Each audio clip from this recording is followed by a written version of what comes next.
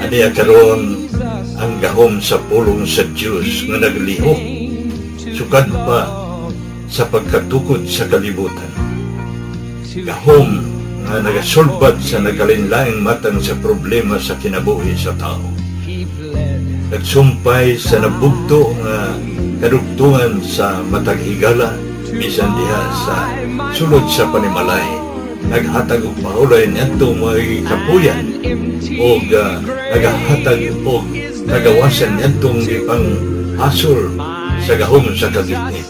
Kay mao kini ang pulong sa Dios nga nagalihok. Bisan gani ang pagbuhat sa tibok kabuhatan, sumala sa Hebrehanon 11:3, nahimo ang tanang mabutang pinaagi sa pulong sa Dios. Dunay gisulti ni Apostol Pablo sa Roma 15:4.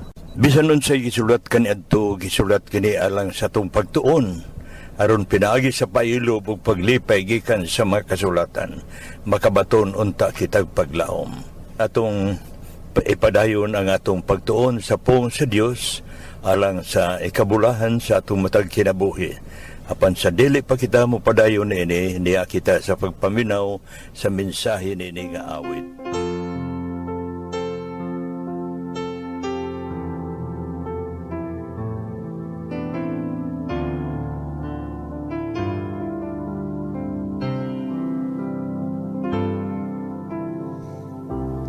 Kinsa ba ko nga walay hunong mong gisunod sa imong mga mata? Kinsa ba ko nga mahimong takos halaran sa putli mong gugma?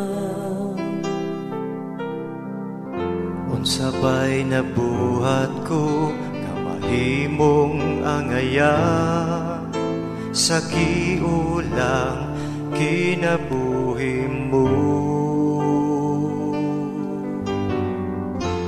Walay katarungan hikanako,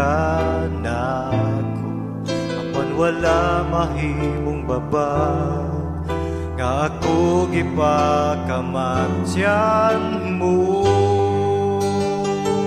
Magkaway sama sa imong gugma, Kaya nga magantos bisan ako, dili ka kus, dili ka bayrang, dili tungan.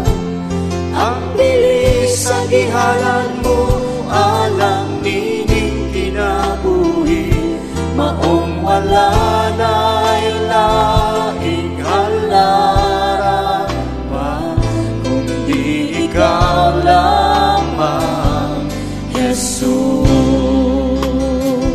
Pagkaway sama sa imong gugma, nagbibiyak sa kahalangdon para maluwas ako, dili ka bayrang, dili tungan.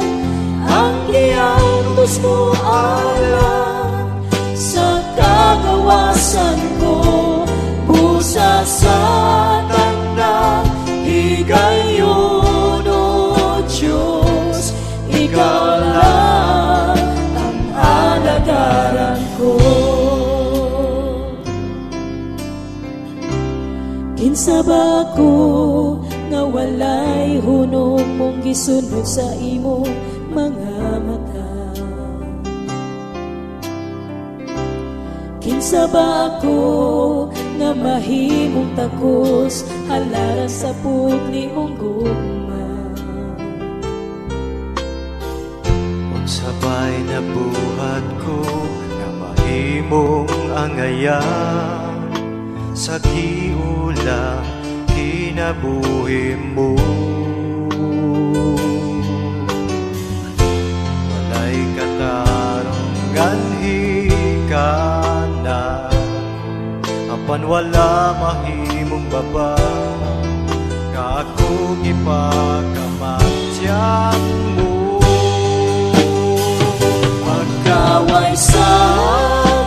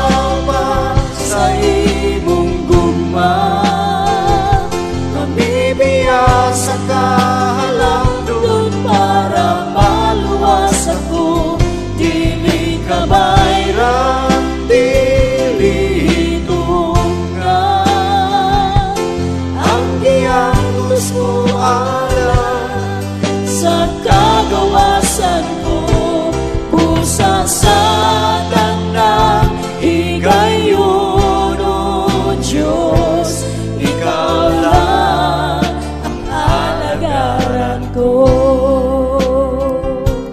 Busa sa tanda higayon, O Diyos, Ikaw lang ang alagaran ko.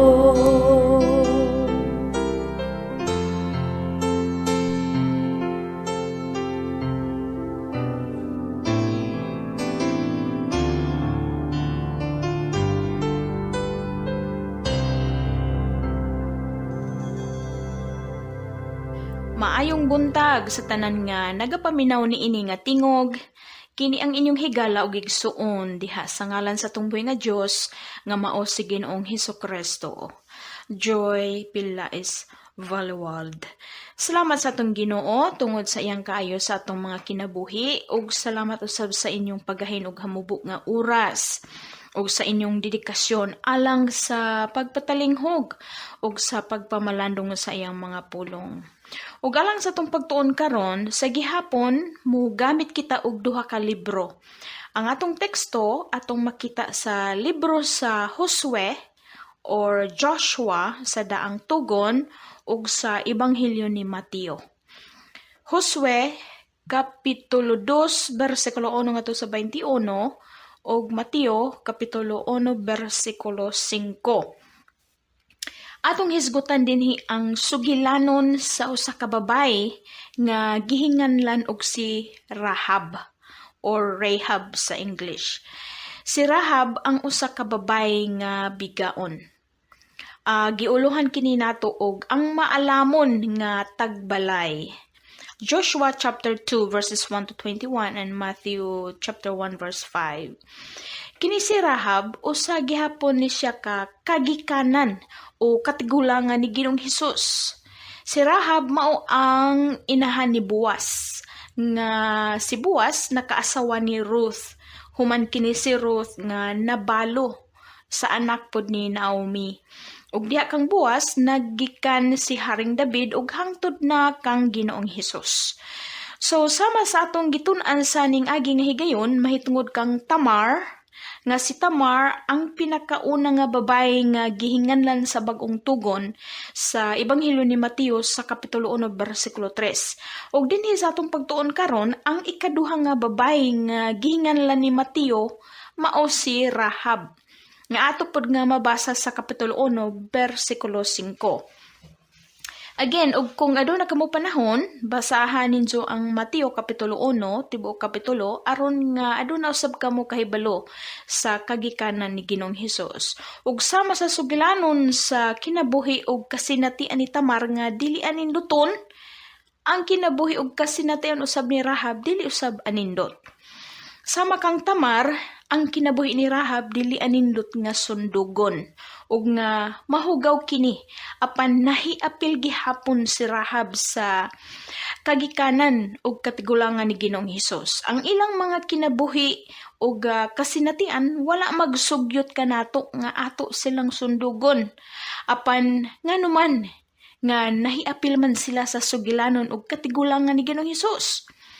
Nagpamatuod lang kini nga walay hingpit nga kinabuhi dinhi sa ibabaw sa yuta ug nga ang kamatayon ni Ginoong Hesus dito sa cross alang lamang sa mga makasasala ug dili alang sa mga walay sala. Unsa man diay ang leksyon nga angay nato nga makatunan dinhi sa sugilanon sa kinabuhi ni Rahab. Sumala dito sa daang tugon sa libro ni Joshua o Josue kapitulo 2 human nga nakaiskapo ang mga Israelitas gikan sa Ehipto ug niining higayuna hapit na jud silang makaabot balik sa dapit sa Kanaan. Ang dapit nga gisaad sa Ginoo sa dihang buhi pa si Moises. Ang dapit sa Kanaan sa Biblia kaniadto mao kini karon ang dapit sa Israel, ang gitawag nga West Bank. Ang dapit sa Gaza, ang Jordan o gamay nga bahin sa Syria o Lebanon. So nining tungora sa paglangyaw sa mga Israelitas, si Josue na ang nangulo alang sa pagpadayon sa ilang pagpanguli gikan sa Ehipto. So si Josue maoy ning puli human nga namatay si Moises. Ug sama sa pagpanalangin sa Ginoo kang Moises, gipanalanginan usab sa Ginoo si Josue.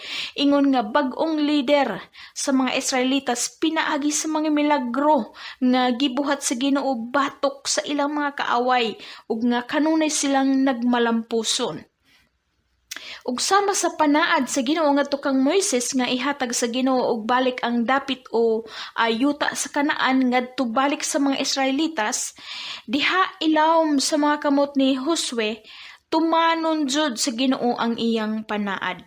So sa dihang nakaabot na sila sa utlanan sa Kanaan, nagpadala og duha ka espiya si Josue aron sa pagsuta sa syudad nga ginganlan og Jericho. Aron sa pagsuta kung kinsa ang mga namudyo sulod sa maong syudad sa Jericho ug unsaon nila kini pagbuntog.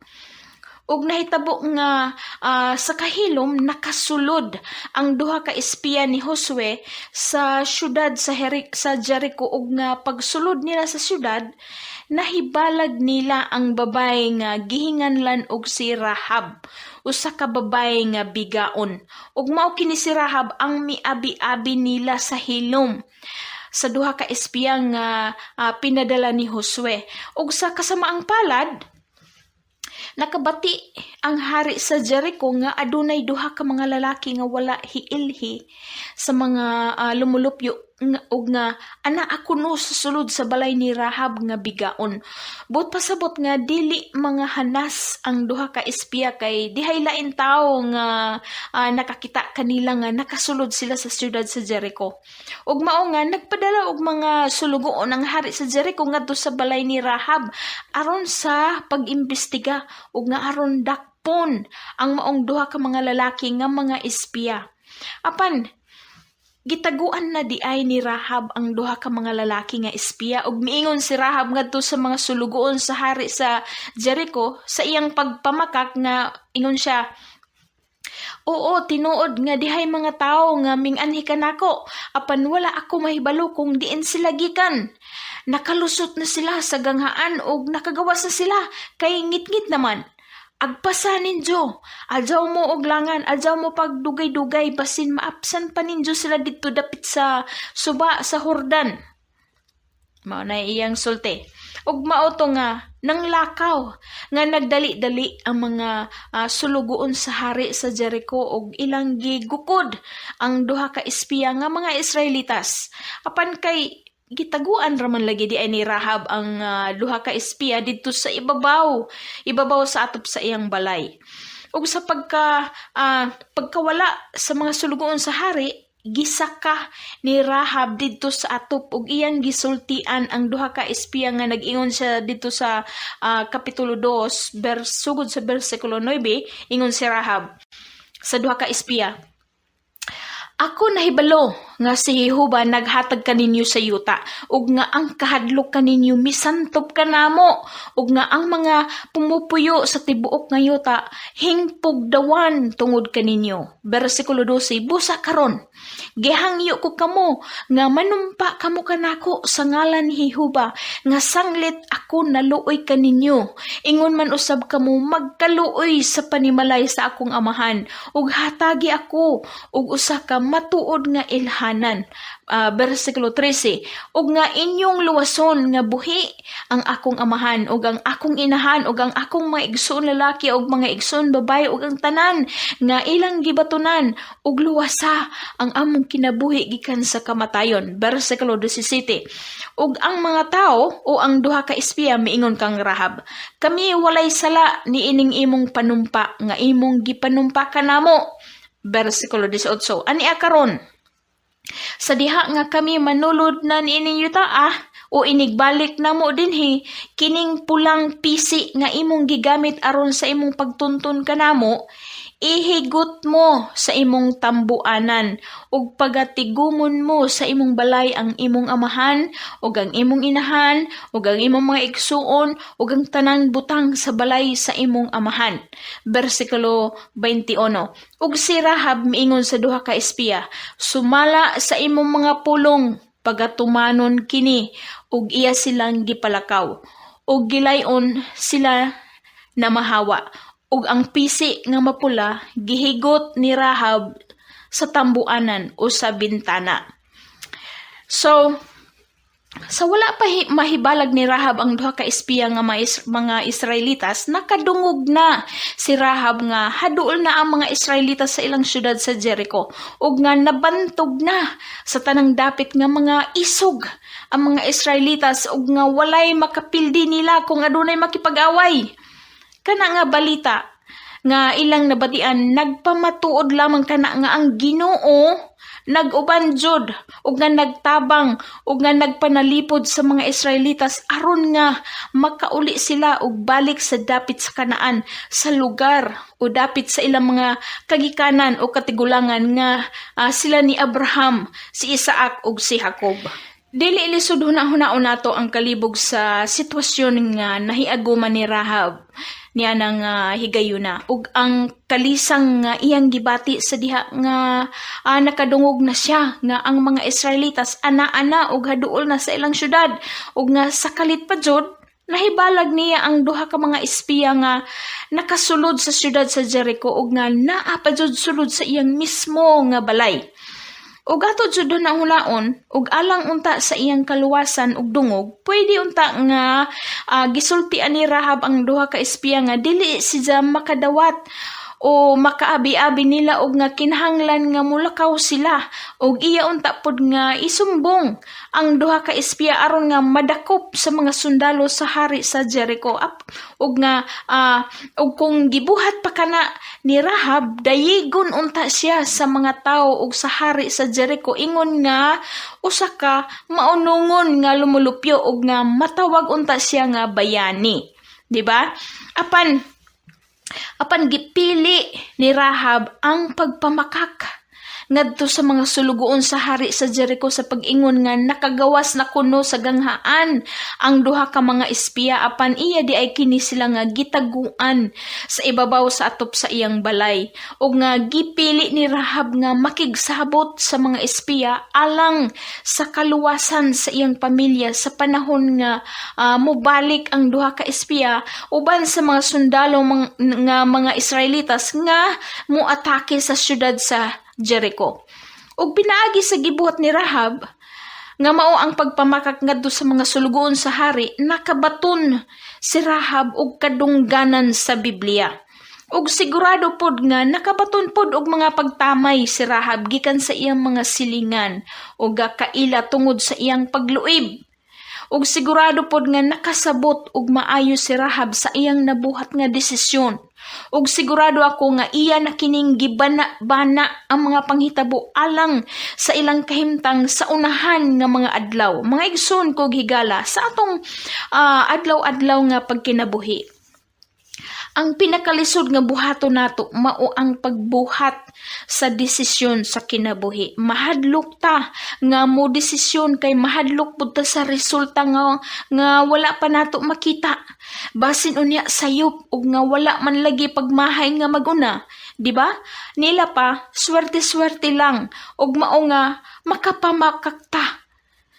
Ug tungod sa dili maayo nga mga kasinatian sa kinabuhi, ang uban pod mapursigi og resign sa ilang trabaho nga dugay na nga naandan og nga mangita og lain nga trabahoan o lain nga agalon apan wala pod sila masayod og kung mulungtad ba sila didto. Unya sa bag-o nila nga trabahoan ug wala pod sila makasiguro og kung maayo ba pod o nga mutratar ang maong agalon nga bag-o.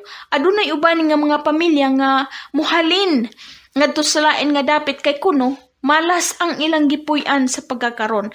Ang mga bata mobalhin pod og lain nga eskwelahan, bag-ong silingan, ang uban man nagmalampuson, ang uban usab nagmahay kay mas ngilad pa ang ilang bag-o nga kasinatian sa bag-o nga dapit o bag-o nga trabaho, bag-o nga mga silingan nga mas daghan pa ang mga marites kaysa daan nga dapit. Ang mga kabataan nakasinati hinon og mga pagtamay sulod sa bag-o nila nga eskwelahan. Igsoon ko gihigala, unsa man ang imong kahimtang karon, kinahanglan nga diha sa atong pagbuhat sa maong desisyon. Andam usab kita nga mudawat sa kapildihan. Walay lugar ang imong pagbasol sa Ginoo tungod sa imong nasinati nga sitwasyon. Wala kitay katakos nga mubasol sa Ginoo tungod sa desisyon nga atong gipili. Alang sa mga tao nga adunay pagsalig sa Ginoo. Diha sa mga pagampo, makabaton sila og kahupayan, makabaton sila og paglaom taliwala sa mabugat nga kasinatian sa kinabuhi. Ang mga tao nga adunay gugma sa Ginoo, nagasalig sila nga ang Ginoo mismo ang maggiya sa ilang mga dalan o maghanay sa ilang kaugmaon. Ang ilang paglaom mao si Ginoong Hesus mismo. Sama sa gisulti ni Haring David sa Salmo 23, ang kadaghanan na kamemorya na niining Salmo 23, nagaingon dito si Haring David, si Jehovah mao ang akong magbalantay, walay makulang kanako. Ug dito sa katapusan nagingon, sa pagkamatuod, ang kaayo ug ang mahigugmaong kalulot magasunod kanako sa adlaw nga tanan sa akong kinabuhi. Basahan ninyo ang tibok Salmo 23. Ug ugaling nakadesisyon ka nga kintahay, ibaligya nimo ang imong mga kabtangan ug ang imong kayutaan tungod kay wala na ikaw kusog. Paningkamuti nga dili ka magwaldas-waldas sa imong sapi aron nga dili ka mahimo nga makililimos.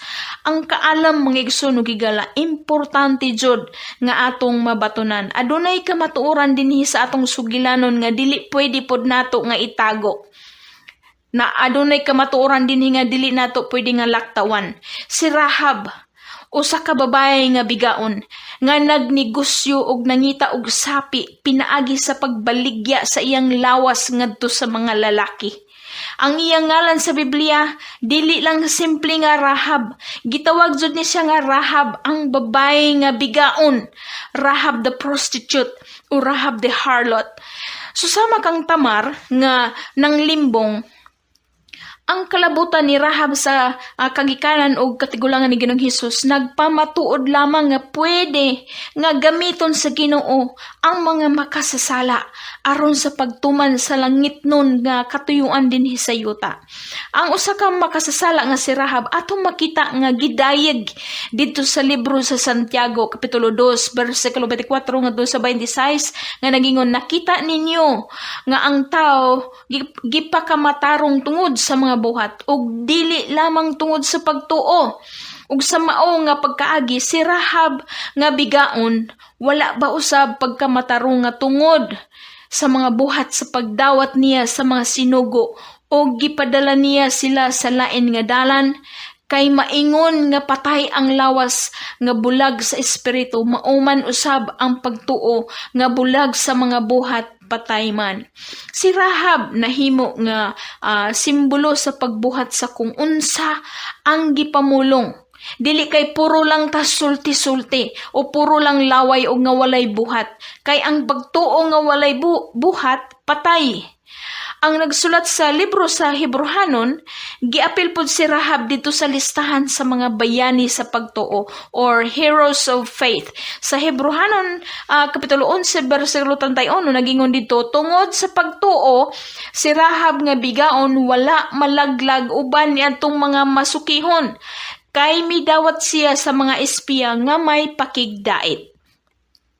Ang nagsulat sa libro sa Hebrehanon ug sa libro sa Santiago, nagkauyon silang duha sa pagdaig kang Rahab, ingon nga tinuod nga tao o babae sa pagtuo bisan na sa iyang mangilad nga kasinatian sa kinabuhi o ngilad nga binuhatan. Mga igsoon kog higala, mga makasasala kitang tanan.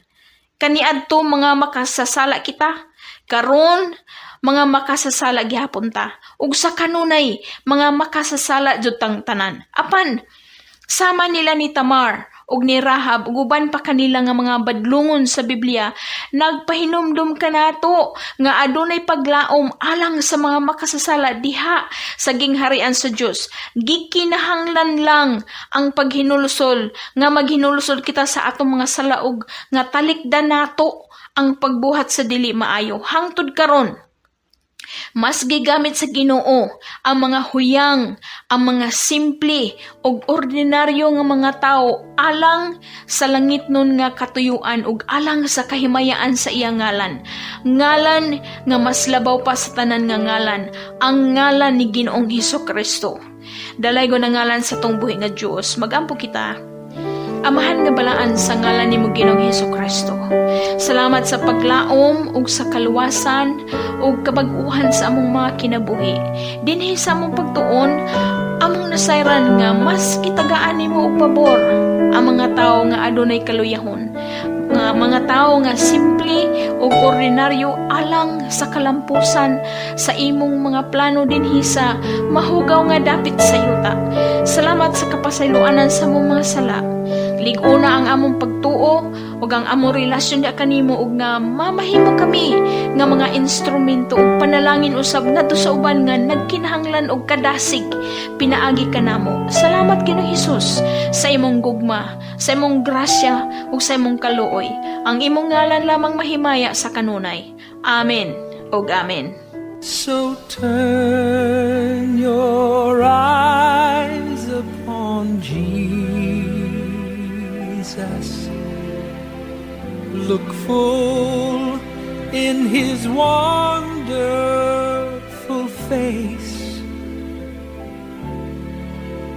and the things of earth will grow strangely dim in the light of His glory. Mga kaigalaan o mga kaigsuran, alang kaninyo nga walay higop pang kaibado kung hain kita nihini nga nagapagawas sa mensahe ang among dapit God's Miracle Revival Center San Agustin Tomas Opus sa Dirlete.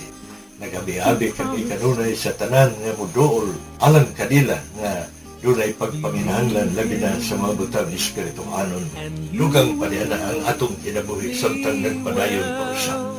Ato kining paimuslan kay dunay mga maayong butang nga ato nang nasidati sa atong kinabuhi kung ato kining gipagawas nga na kaninyo sa mga butang nga gikinahanglan nga atong mabatunan dinhi sa atong gitanon nga kinabuhi. Maayong buntag kay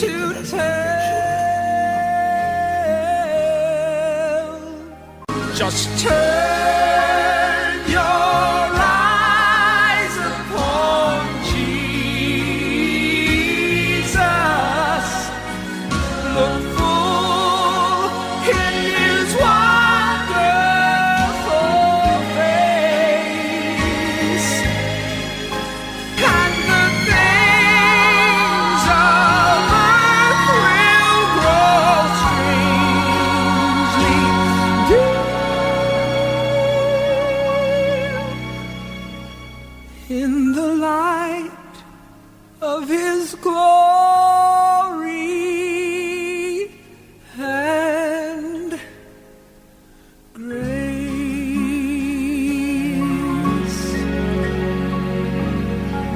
Jesus.